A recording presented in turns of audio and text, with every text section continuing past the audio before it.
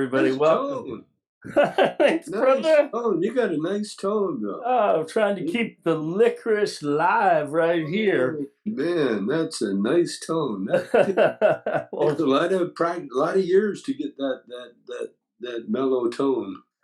in mellow tone, as Duke Ellington would say. Yes. Well, folks, I want to welcome first my favorite number one guest of all time, Tommy Chong, to a Rep Without Applause right here in my little television studio apartment in the Wood of the Holly. We're going to break it down with really not only one of my favorite people as just an individual, but he has crossed so many boundaries in this world from show business and beyond as one of the great comedians. He is an actor, director, he is a musician, he is a prophet and a social avatar of multiculturalism.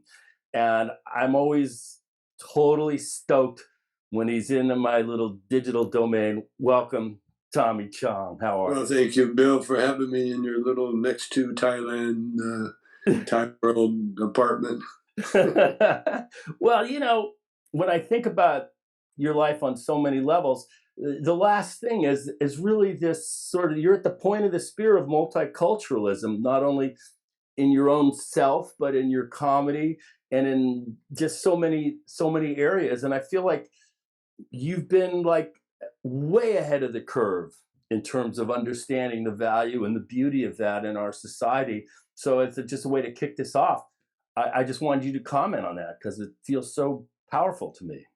Yeah, well, I've been blessed and super blessed, and actually, I've been when I'm on podcasts and that, I usually go on what I call a God rant. I go off on a God rant, and I kind of get a perverse thrill out of watching the host get uncomfortable. Especially not you, but the other people that aren't quite there yet. Right. And so, is it hip to acknowledge, the spiritual power that drives everything? And I've been having fun with it. The one thing, like I'm a writer. You're a writer too. Mm-hmm. And you go to a dinner party, and if you're unlucky enough to sit beside a writer, the last thing you want to say to him is, "So, what have you been up to lately?" Yeah. You might be there for a few days. Well, I have a one-line answer. So when people say, "What are you working on?" I go, "My next disappointment." That's my go-to line, And who's that? Sound like, yeah, that's funny. That's funny. Well, this anti-Semitic rant, when Conway and that, Kyrie and Tyree and all that, well, they're just they're not quite there yet. They're noticing things, but see the problem with happen with people a lot as they get defensive, because to them everything is a win or lose situation, or am I right and you're wrong, or I used to think this way and now I think that way. You know what I mean? Mm-hmm. But the one thing, if you pay attention to just the basic 10 commandments, say, that Moses brought, there's so many of our religious or spiritual leaders, they all got the one thing in common, and that's they got a little glint in their eye, and they got a cosmic giggle, I call it. Because what they've learned, and this is what I'm learning too, is that it's our purpose here on earth is so simple. It is so simple that you kind of, when you find out, you kind of shake your head, because when you're younger, in order to stay on the planet, you got to be always striving to grow. Basically, that's the whole idea, is to grow. If you do learn the secrets too soon, uh, well, there's no such thing as too anything. Too soon, too late. No. Everything happens when it's supposed to happen, at the time it's supposed to happen. That's just that's the way this physical world is. And so what I learned is that the more you learn, the less you want to talk about it, and the more you can just sit there and smile and kind of nod, because what you're learning is that we're in this endless cycle of birth and rebirth, and it's never going to end. And the best you can do is to help one another, help each other, but you don't want to get in anybody's way of learning. See, Right. so when you learn the Ten Commandments, one of the most important commandment is judge not. To me, that's one of the most important. What I've been doing lately with my life is going through those commandments one at a time, because there's so much meaning in those commandments. Because what commandments are, this is what I found out. Commandments. Well, this is what I found out about golf, for instance. You know what makes golf so fabulous, Bill? Tell me, because I surf. Oh, the rules. Interesting. The rules. If you never had the rules that we got, golf would not be as popular as it is. Because what we got with golf is an activity that can never be conquered. It can only be enjoyed. You know, Which, if you go ahead. if you hit a perfect score, there's little to rejoice about, because it's perfect. Now, so you got nothing to talk about. No one wants to hear you anyway. Shit. I shot a 63. Who gives a shit? And no one's ever done that. And you did it. So what? So what I learned with golf, it's the rules. You see, if you break those rules, then you've broke your word. Because golf really is a gentleman's game, where your word is what people will accept. Right. And that's why, like Trump, he's lousy at golf because he cheats. He cheats. Yeah. And so when you cheat, you got nothing. Yeah, There's no more game. There's no more thing. Just like what they're trying to do with the election. Just elect me. Don't make me lose. I don't like to lose, because it doesn't feel good. People don't want to talk to me. Uh, so just say I won, but I don't want to play the game. I don't want to put it to the test. And so golf to Trump is like, it's like just a meaningless exercise that goes nowhere, which is life.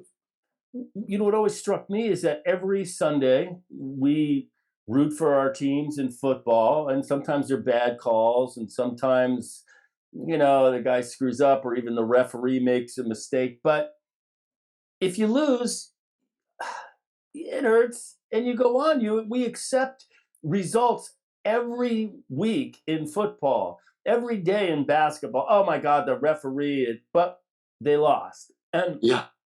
somehow, in this instance, at this moment, uh, they just can't accept what we're just used to accepting every day, which is defeat. A spoiled kid. It's a spoiled kid. Put on the shoes. It's cold outside. I don't want to. I don't want to. I'm not going to do it. You can't make me. Yeah, we're trapped in this insane pathology of this guy, and Yeah. we have yet to escape it. And I mean, But Bill, you know what the good news is? tell me. The good news is the way Trump's going, there won't be a Republican Party left. No. You know what will be? Eventually, they will wise up and they will come to the end of the Trump era. Let them go, and then start anew with fresh people, fresh Republicans, fresh everything. Because what Trump did, he drew out all the other cheaters. You're right. Yeah, he identified the swamp animals. Like how we used to say, clean the swamp. Well, now we know who to clean. Yeah. Ted Cruz, all those guys, all those idiots, Matt Gaetz, Jim Jordan, uh, Marjorie Taylor, whatever her name is, McCarthy, the whole crew. all those guys. And all they're doing is just lying and making a fool of themselves in front of people. Their word means nothing anymore. And I love the way what the news do, they show Trump's face, but you don't hear his words because those words are toxic. People will hear them and will think, well, I guess that's what it is, because he's like a hypnotic guy. But I credit Trump. First of all, I credit Trump with having Biden elected. Biden would never have gotten near the White House had it not been for Trump. Because the Dems or anybody else, he's like not even on the list anymore. He's old and so on. But now look what we got. We got, and then it's all happening. And so when Trump wants to run again, it's like, okay, he doesn't want to get off the spit. They're roasting him. He's Yeah. on there. And so he'll take down the Republican Party. Well, he'll take it down what needs to be done. I always thought that he would be impeached, and then they would bring Mitt Romney to the fore. I think Mitt, he's got the wherewithal, to lead properly. But now I look at the Republicans, I don't see anybody there. Yeah, I mean, I really don't know what to make sense of it. There is no Biden without a Trump, and probably there is no Trump without an Obama, and there is no Trump without enablers at NBC that gave him a network show for 10 years so he could become a celebrity. And that's what we've Well, they taught him how to act. Yeah. And that's the only thing he knows how to do. That's why he wants to do those rallies all the time, because he loves that attention and love and everything else, As a comedian, you can relate because there's nothing like stage time. It is the coin of the realm, from the smallest opening act to the biggest celebrity. And it is like a frigging, I don't have to tell you, you know better than anybody, but it is like a friggin' shot in the forearm. And it is the most powerful drug that I have ever partaken. And you will wait months for your 5 minutes. Yeah. At the comedy club. You don't even know the name of it, but you'll sit in the wait outside until it's your turn to get on for that 5 minutes, just to have that attention on you. So we know what Trump's suffering from. Yeah, and he needs that. He needs that. I can say that I suffered from it myself. I did not get the huge hits that some of my celebrity friends have had, but I still understand the power of it. And it's like I said, the most powerful drug that I've ever had a sniff of. I don't know if it happened to you, but I remember when I started playing music, I was always a backup guitar player. And so the singers would get the job first, then they would call me and then would say, I need you to come in. And it wasn't until we put a band together, and I say we, I never put a band together. I was never that good of a musician to lead anything. But when I got the band together, then I started playing with the mic a little bit. First of all, it would be introducing. Okay, the first thing I did on stage was, okay, this is the last song tonight. thanks for coming. I want everybody to, thank you for coming. And if you're driving, be careful, on your way home. I'd say that in the mic. I look forward to that every night. That little bit of mic time. Yeah. Oh my God. And then since I was a kid, I used to work on my voice. Not consciously, but kind of subconsciously. Because I grew up with radio. I was always listening to the radio. We never had television. And we never got television until I was 12, 13 years old. Yeah. So my earliest time was radio. And oh man, and I would be glued to the radio. And so that's how we did our records. When we started doing, because Lou Adler saw the act, he says, so how can I help you guys? I said, well, we want to make a comedy record. And it was the first time Cheech heard me say that. He said, oh, really? And he looked at me. I remember that look, we do. and our comedy records were right from the very first bit to the very last bit. We were something special. Oh yeah. And that's the way it's always been. But it's like I'm like you take it down. The question is for everybody eventually somewhere, why am I doing this? Why am I doing this? Especially actors, they get turned down a zillion times, and they ask themselves, why am I doing this? And you know why? It's for that little sliver of recognition, and they're going to say, oh, you were great, blah blah blah. Yeah. Yeah, it's a power of the power of the stage, I guess it is. Yeah, it's so powerful. And I believe that, the PVP is what I call him, Putin's vice president, or the billionaire brat boy. He is completely enthralled of that drug. It's just so it doesn't even matter if he wins. It's just the stage time. There's 2 years of stage time out there if I run for president. It's 2 years. I'm booked. I'm booked. Yeah. No, what'll happen to Trump is he's going to end up when the political thing is through with him. Well, it's up to him when he decides. I really need help. One day he will say, I can't do this alone anymore. I need help. I need my mommy. I need my whatever it is. He'll be welcoming jail. Let's put it that way. Well, do you He's going to go to jail. so the indictments are coming. The indictments are indeed coming. They can't help it. People were killed. People died. He tried to overthrow a fucking government, the only really strong democracy in the world, and he's tinkering with it. Right. Yeah. For racist reasons. Yeah. Yeah. I've been watching. There's a show I guess on Prime about Lincoln. Uh-huh. And during the war, you know why they won the war, or one of the reasons? I will give you my reason is because after the Emancipation Proclamation, the blacks left the plantations en masse, completely tilted, while there were race riots in New York. Race riots and anti-draft riots in New York.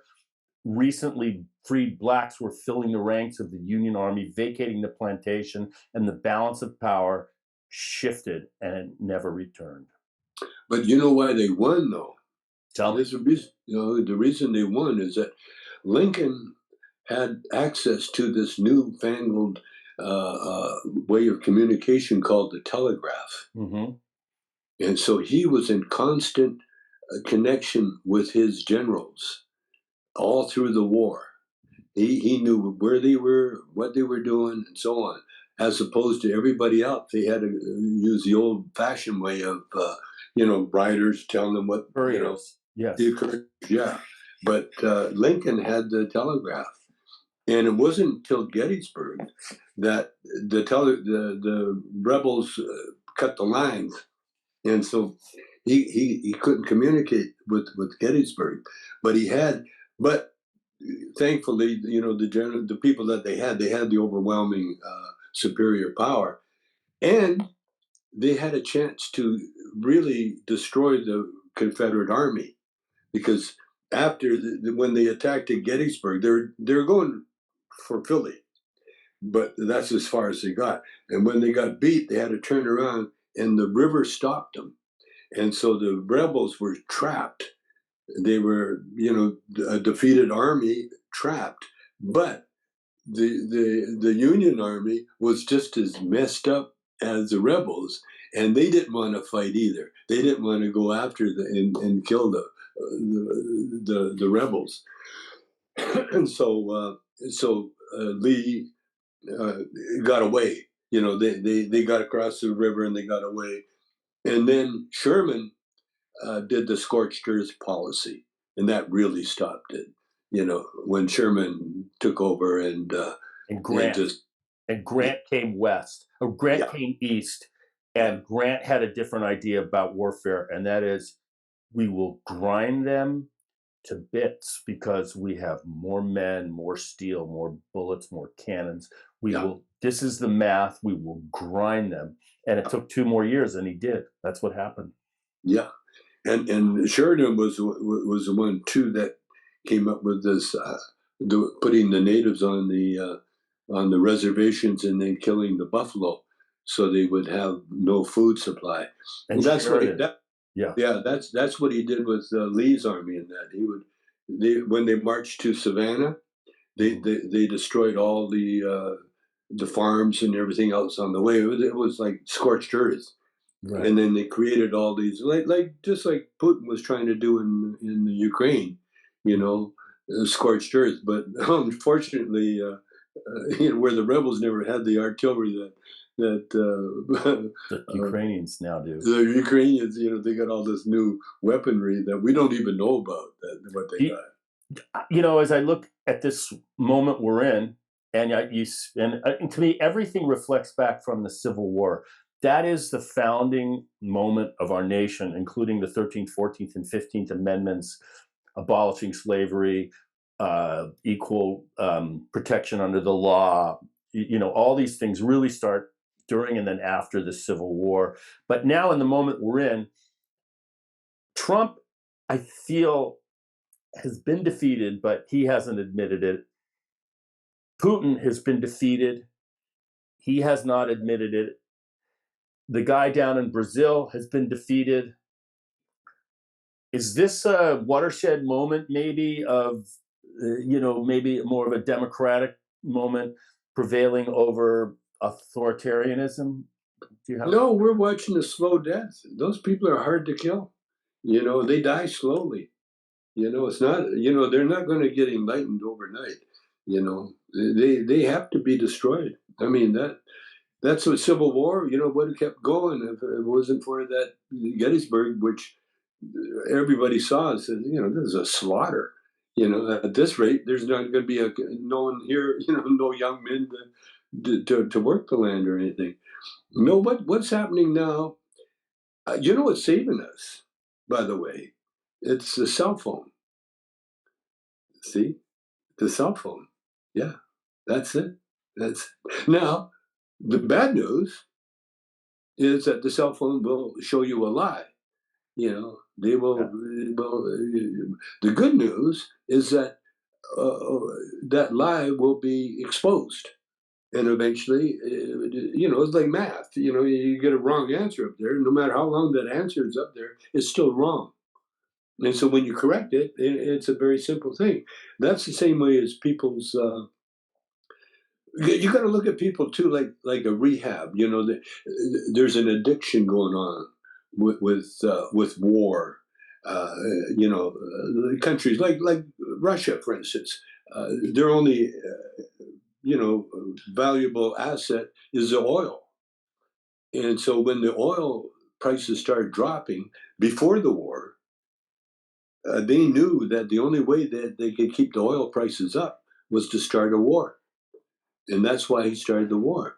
And Putin, because he's like Trump, he's unbalanced. But again, it's the fate of the whole planet is in balance, and this is how we're coping with it. They call them better angels. Well, the better angels, in order to rout out, the corruption and the greed and the fear, is to let it play out. You know, like Trump. He played out. I saw where he could have been down as the greatest president ever, but he missed his opportunity because he lied. Like I said about golf, he broke the rules. You see, you don't call yourself a builder unless you are a builder. Just because you can afford to have people build things for you doesn't make you a builder. You see, and Trump had everybody fooled thinking that, oh, he built this stuff. He knows how to tear stuff down. He knows how to rebuild it. And so I'm thinking, if this guy is smart, he will get a piece of the infrastructure and be richer than anybody on the planet. Right. Wealthier. Right. And it would have ensured his legacy into the future and a re-election. It was there for him. Yeah. But it was he did not have the capacity to do that. It was not. You know what his weakness is? Tell me. His dick. Yeah. His penis. Yeah. His penis got him in more trouble. Just like all those guys, like Weinstein and Cosby and all those guys. They had no control over their penis. And we're built with control. Yeah. I mean, the first thing we learn how to do is disarm that little sucker, And if you do it enough times at the right moment, then you're going to escape a lot of bad times in jail because you got to control that sucker. Do you have any memories of Cosby? You must have known him or come across him. I mean, personally. I mean, I've known Bill. I did a little bit of a show for them one time when everything was transitioning. He wasn't in the Cosby Show anymore, and he was looking for something. My daughter worked for him, Robbie. She, You Bet Your Life. And she finally, she was really good friends with the daughters and that. So she never had anything bad to say about Bill still. But she did admit that he come on to her when, because that's why he hired her, because she was gorgeous and young, and he hit on her, but she never had that. She's my daughter, so she never had that need to to see her name in lights or anything like that. Yeah. But and everything it's a learning thing. I learned that's why you know what I was going to say about oil. That was the basis of the Second World War with Japan. What happened with Japan? They trained, and so they had all this killing power, but they had no one to kill. And so they had to go looking for people to conquer, to kill, to murder, because they learned all that stuff. That's the dangerous part about war, is you teach people how to kill. Now, how do you teach them how not to kill? You can't. And so you get a whole generation of, gun nuts like we have right here, in now. America. Yeah, yeah. You mentioned the Civil War, and I always read and think about it, and I always feel like the catastrophic level of violence that those people, the survivors, experienced, the traumatic effect of that, and the fetish over guns, I feel like and then the Wild West with the gunfights and everybody with a gun on their hip. I don't think you can separate that kind of madness from the violence that was the Civil War. Specifically, when you think about Gettysburg, 30, 40, 50,000, within 3 days. I mean, this is unimaginable in human history. And somehow the psychic cost of that violence, for better or worse, we don't really account for it in the American story, but I think it's at the core of it. We have not given that up. But you can't, Bill. Bill, you can't. I'll tell you why. It's hard to see and to realize the depth of that. And the reason is very simple. The reason is that us humans, we're eternal beings. See, we're only here in the physical world to learn. And what we have to learn, you learn how to walk, you learn how to talk, you learn how to eat, you learn how to do things. You had to learn this. And it takes years to evolve to the part where you can have a decent thought in your head, where you can realize what's going on, or you can question why we're here. But the truth is, we're here to learn. And violence, if you're talking eternal, which I am, we are eternal beings. Therefore, it doesn't matter how you die. It doesn't matter. It's another transition. It doesn't matter if you're shot, murdered, lynched, accidental, heart attack. Doesn't matter, because it's a moment that's going to happen to everybody. But because our spirit is eternal, our spirit. The spirit that propels you has always been here. Bill, you're eternal. You're an eternal being. Your spirit. I wish I could embrace that. I would be more patient with my career. Hey, I'm eternal. I don't. That's right. That's right. That's right. No, what you're doing is what you're supposed to be doing. See, you're doing. This is what I come up with. Just think of this now. The reason there's so many wars on the planet is because peace is so boring. You don't learn nothing from peace. What do you learn? You know what happens if you don't have big problems?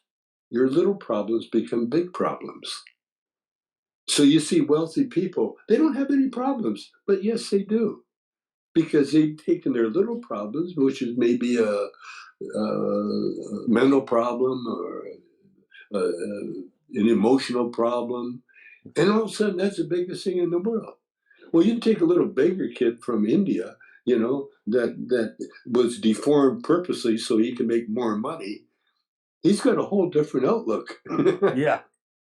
He's got a whole different set of problems that he has to worry about. You know what I'm saying? And so your big problems. And so what it is, because we are eternal beings, we are learning, always in a conscious state of learning. And the one rule, love thy neighbor.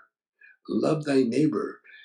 Love who your neighbor is the tree, the grass, the water, the air, the neighbor next door to you, or the nutcase that's driving too fast in the neighborhood. We're all neighbors. We're all neighbors. And the best way to get along with your neighbors is to love them. Love them. Take care of them. Watch out for them. Understand how what their problems are, and if you can help, help. And that's what. And when you do that, this is my recipe. When you do that, then birds of a feather flock together. You attract other people like that.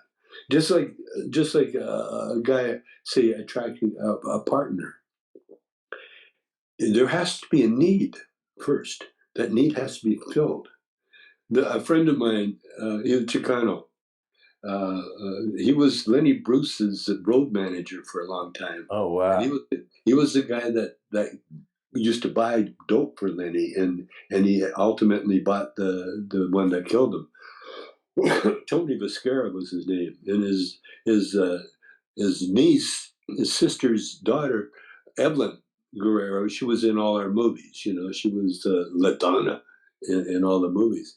Well, Tony's father was a very hip guy from Mexico, and when he was looking for, how he'd find a wife, he would interview maids.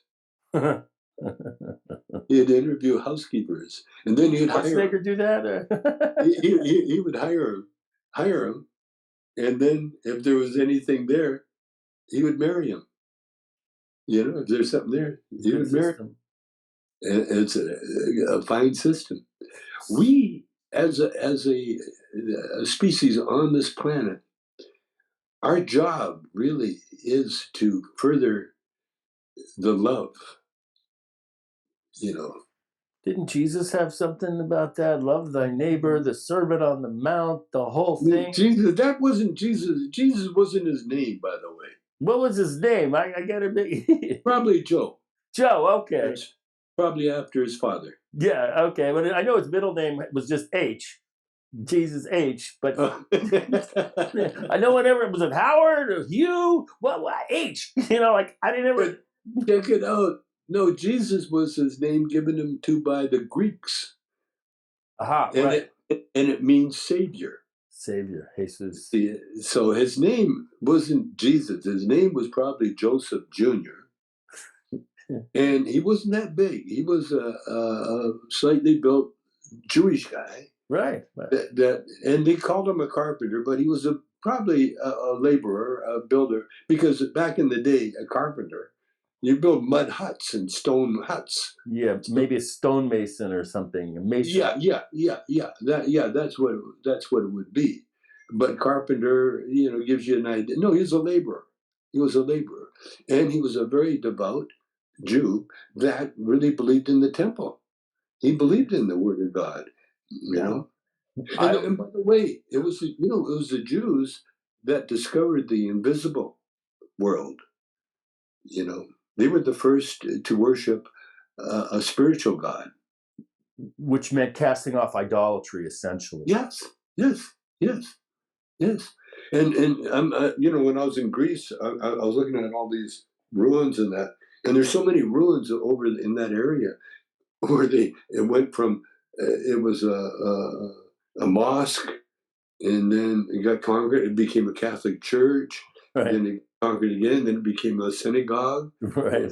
And then it got conquered again. Now it's back being a mosque again, depending on power. Yeah, right. It's the same building. It's the same building. Yes, it's the same building. And so the religion was created in order to give people a path forward with their life, and that's why the great prophets have shown up at different times in China, mostly in the first real religious, spiritual, organized spirituality, I think, was in India. Buddha. I think India started it all because their Bhagavad Gita goes back 25,000 years, something like that. Yeah. You know, that's their holy book. And so, and there was no writing anywhere. Everything was vocal. Oral traditions. Oral tradition, yeah. Right. And so you can see how the Bible has been embellished by all the writers. You know, the very good writers. You know, I mean, who else would come up with the seas parting, you know, and God stopping the sun? we need a rewrite. Who can you get? We need a rewrite. How the Jews get across the sea? We need a rewrite. Somebody think of something to bring in the sky. Well, the seas, they parted. Well, Did you ever hear Lenny Bruce's bit about Moses? Was it in the movie Lenny? I don't think so. No. I remember reading his book. I think it was in his book. Tell me again. What it was, Moses, you know, was a very fictional character in some ways, but he was raised by the royal courts in Egypt, right? Yeah, in Egypt. Well, what was the train of thought now? Red Sea. I was talking about. But the Jewish, Moses, or the writers. He was dealing with a lot of writers because that's what he learned. He learned how to read and write. Right. the Egyptian way, and and write books, and so that's the beginning of the Bible, in the spirituality, because like I said, it was they had writing, and if you go back, there's all sorts of writings about the so-called prophets, and that none of the prophets really knew Jesus, or none of the writers of the Bible knew Jesus. Jesus. No, he was gone long before that. It was all myth. But it's the truth. Like I say, being immortal. When the Christians, what they believed is that he was in 3 days, he would rise again. He would come again. Well, the non-spiritual people, they couldn't get it in their head that what happens when you die, you don't disappear. You're in the spiritual world, and so and you can come back, but you don't come back necessarily as another human being. You've gone through that already. You're evolved to the point where you can come in spiritual form as an angel, or as a as a word. Well, that's maybe why so many Aboriginal cultures, the spirit world to them is not something in the abstract. It's real. No. It's not just fake. No. As a matter of fact, like I mentioned to you earlier, I was on these dinosaur digs in South Dakota. Now, these dinosaurs, or these bones or fossils like this, Yeah. they were self-evident to the Indian people who had been, hunting and living in these areas for millennia. Yeah. They didn't just appear when white paleontologists showed up, but they had a very different attitude about them, which is, don't mess with them. They are part of this other spiritual dimension. And it wasn't something like hocus pocus. It was real. It was real. It wasn't anything that was deemed imaginary. And I was just struck by what you said in terms of making me think about just some of my recent experiences. Yeah. And I will just add to that. When Hamlet, for example, people say, how do you play Hamlet? He sees this ghost, it's his father, and the ghost is speaking to him out of another dimension. Well, guess what? That other dimension is real and it's vivid as this table and the dimension that we're living in. And at certain moments, these two worlds intersect and we get a glimpse into them. And so, I don't know, when you're talking about that, this is what it makes me think of. Oh, sure. Because, we're in physical form now. And we can rejoice and be glad because being in a physical form, we can taste the fruits of the labors and everything, and we can feel the emotions and everything else, and we have a choice. Biggest thing that you learn, at least I learned, is the choices that we have. We can choose to do anything. I'm watching my little, she's 2.5 now, my little granddaughter grow up, man. And I just love her so much because she's showing me, as she learns, as she evolves, and that little mind, oh my God, it's so beautiful. But it just operates on such a been here forever kind of feeling. It's not my first rodeo, and I don't know. There's such a joy, and now I do cameos, Bill, and I tell people, because I'm getting older, and a lot of times I can get, you get cameos where they say he needs a pep talk, he's feeling neglected or whatever, and I tell people now, I says, enjoy your weaknesses, enjoy say being ignored. Now I'm a rebel without applause. I'm reveling in my anonymity. It's yes. I'm loving it. You become decrypted. You know why? Because you have your music. Yeah, See, your music is your connection to the spirit. it is. See, that's my connection. That's my connection. Every once in a while, I'll be watching TV, and all of a sudden I just reach over, pick up the guitar, turn off the TV, turn on the guitar, and I'll start seeing where my fingers go. You know, what am I going to play? Oh, I'm playing that one. You know what I've been playing lately is the national anthem. Not an easy song. No, but so much fun if you play with it and make it beautiful. It is one of the most beautiful songs ever written with the lyrics Yeah. and Yeah. everything. Yeah. I thought maybe someday I would get, I got to work on that, but it's a great, I would play it with this, just. Uh-huh. Yeah, it's the fingering and everything is hard tough. It's not hard.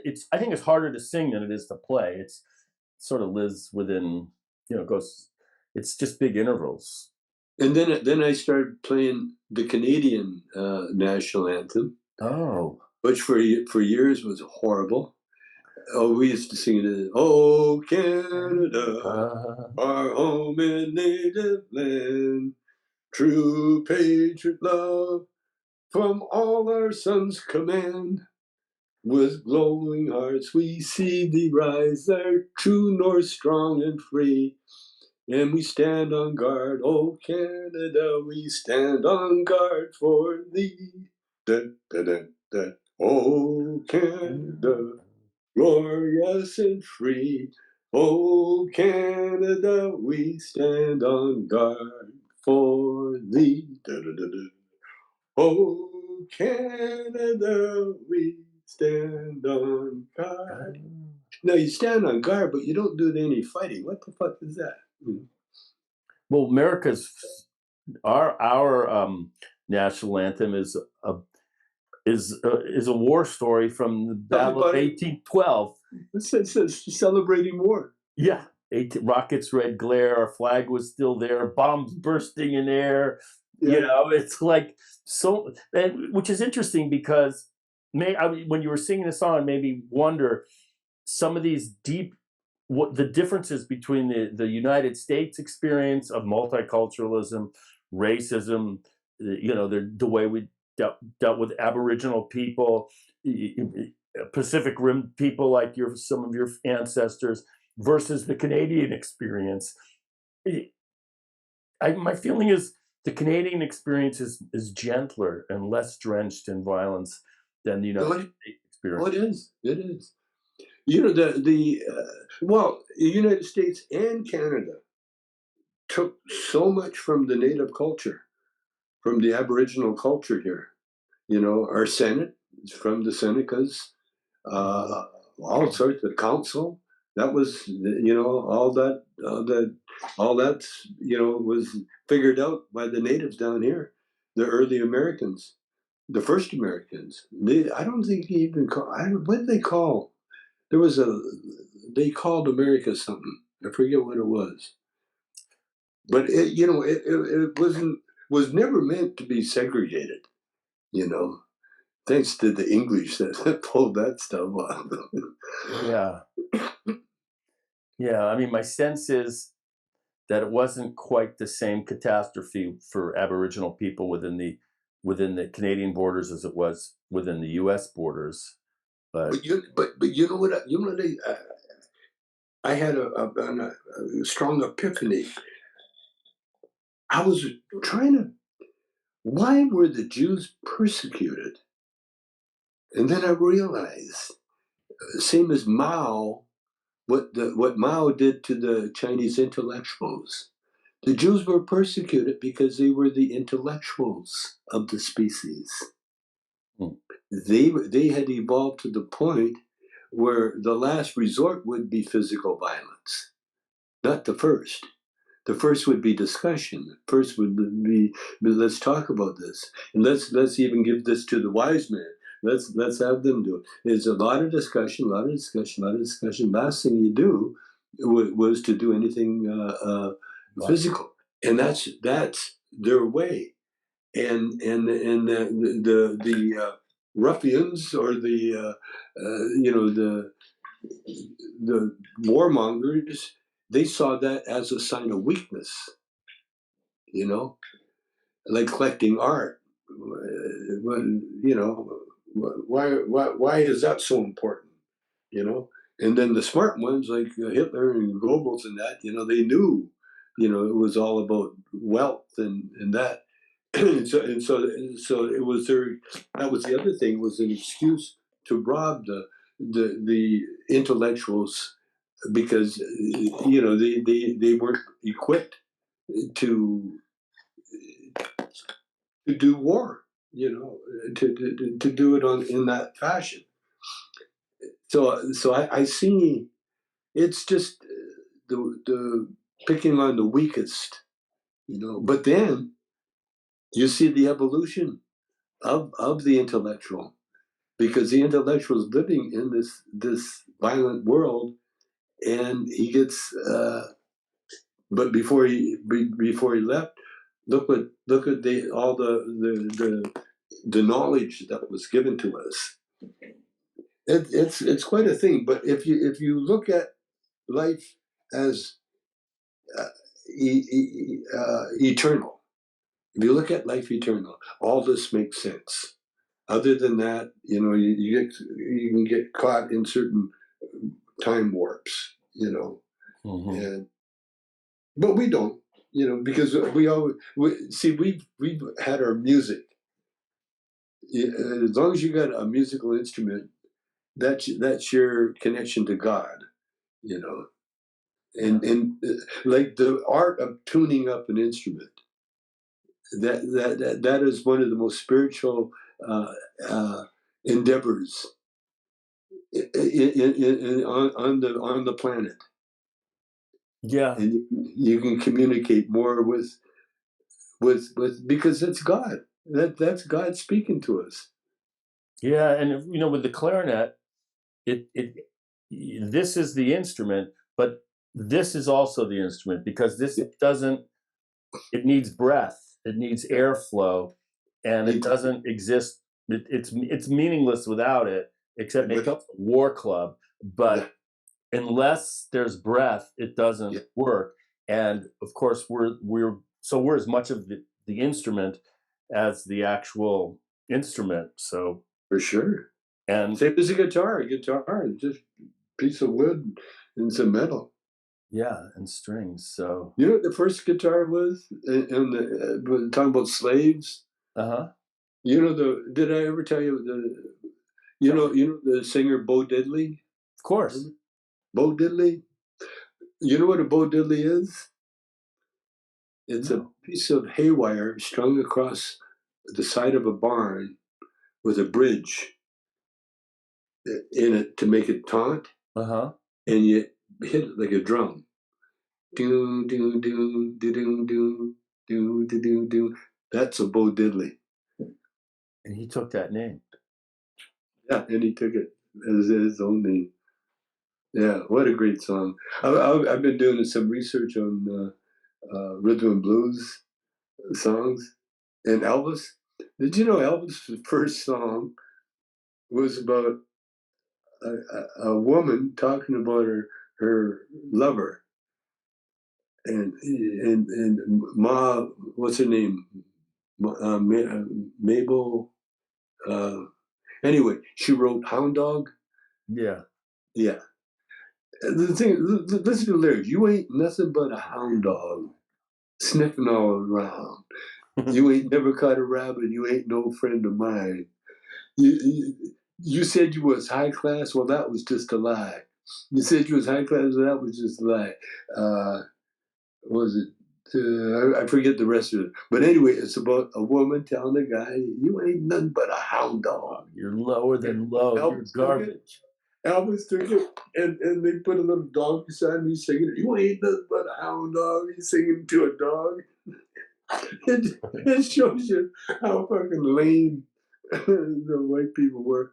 Oh man! And they did that with all the songs. Elvis's first album was all black songs. You Oh yeah, there know, is no Elvis without the black rhythm and blues artists that preceded him. There's no no, Elvis. It's or Jerry Lee Lewis or any of those guys. no. Jerry Lee Lewis was Little Richard. Exactly. There's no. It's all about appropriation, but it's also about cross-cultural fertilization. And I because I live in jazz, and of course, jazz lives and sits on the blues. Yeah. And the rhythm of Africa, no question, it's so fundamental.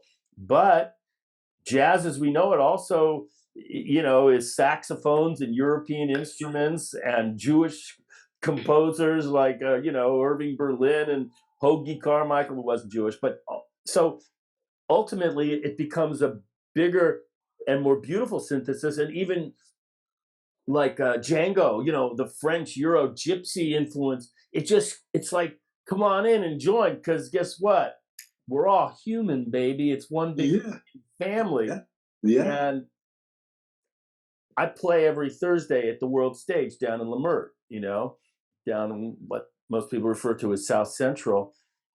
I bring my clarinet, I'm the white guy with the clarinet, but it's the happiest friggin' day of my week. Thursday nights, hanging, playing the tunes, and we're all united by the love of the music, man. It's like, people like the Disney and the Philharmonic. I like it too. But to me, the most important cultural institution in LA is the World Stage in Leimert Park, where on Thursday nights, all the horn and all the players just get together and we have like this. Play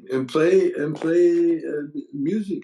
Yeah, that was my life. It still is. Yeah, I know. It still is. In fact, when, Cheech, he got his own art museum called the Cheech, Well, I'm going to have my own art museum too. I'm going to call it the Chong, but it's going to be a stoner museum, stoner art. Interesting. But the main thing will be a jazz club, because that's where I came from. I came from a jazz club. I came out of a jazz club. When I first started smoking pot was in a jazz club, and that's exactly what I want to have. That's what my office or my favorite place will be. It will be the jazz club with a jukebox. I'm going to have a jukebox. I want to be, and so I want to be there for the opening. And the people can use the jukebox and pick out the songs that they want to play. You see, they took that away from us. There was a time when you go to a club, when the band stopped or the show stopped, they would turn on the jukebox, and then you could walk over with a handful of quarters and pick up your songs and play the same one over and over again if you wanted, which I used to do. And that was my early time. Now I tried to put this in a couple of movies, and that it never worked. Okay, Bill, I got to run. All right, bro. Well, Tommy, clear the throat, and I want to thank you for the time and meditations on our current moment. It's always wonderful, man. Bill, let's do this always. All right, we'll just make it it's a series, man. It's a series. All right, bro. Take care. I'll see you soon. I'll be back. All right. Take care.